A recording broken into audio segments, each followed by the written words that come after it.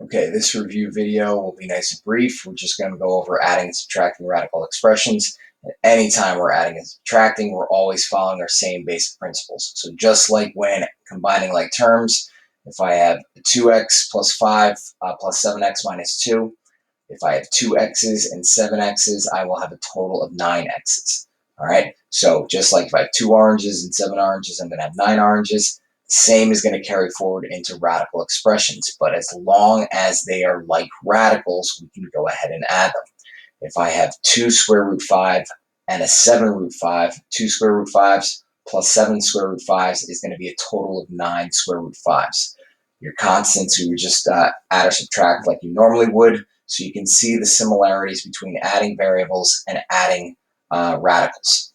Okay, now the radicals will not always be the same, and if this was a radical 3, it would not be able to be combined with a radical 7. So as long as the radicals are exactly the same, we can add or subtract them just like we would variables.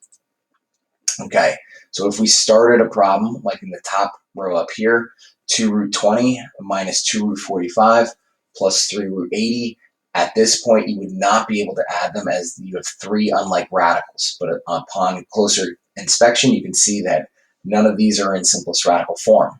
So the largest perfect square root that you can take out of the square root of 20 would be square root 4. So break this up into square root 4 and square root 5. Square root 4 would become 2. Now that it's rational, it can join the rational 2 already on the outside. So 2 times 2 would give us 4. So we'd simplify this term to 4 root 5. Now, you can break up square root of 45 until its largest perfect square factor, square root 9 and square root 5. Square root of 9 you can take, that would be 3, and then the rational 3 would join the negative 2 out front, which is also rational. So 3 times negative 2 gives me negative 6, so negative 6 root 5 would be simplified here. Square root of 80 we can break up into its largest perfect square possible, which is square root 16. 16 times 5 gives me 80. Square root of 16 we can take is 4. And that's now a rational value, which you can multiply with 3. 4 times 3 is 12, and 12 root 5 would be this last term simplified. Now that they're all square root 5s, you can add or subtract the coefficients. 4 minus 6 is negative 2. Negative 2 plus 12 is going to be positive 10. So 10 root 5 would be simplified.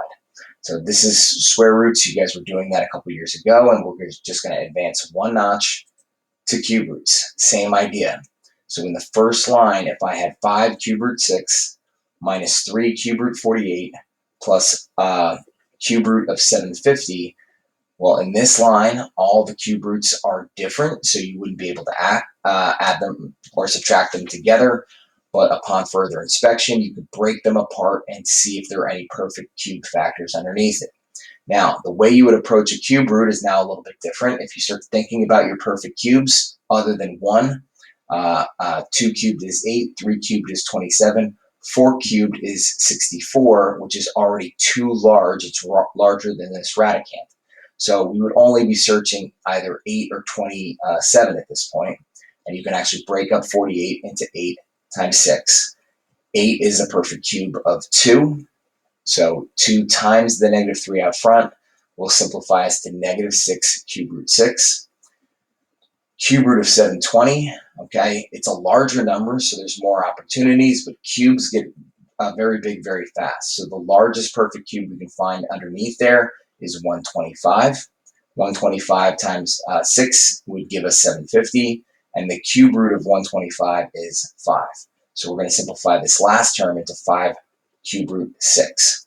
So now that we're looking at 3 like cube root radicals, we can add or subtract the coefficients. So 5 minus 6 is negative 1, plus 5 is positive 4 cube root 6.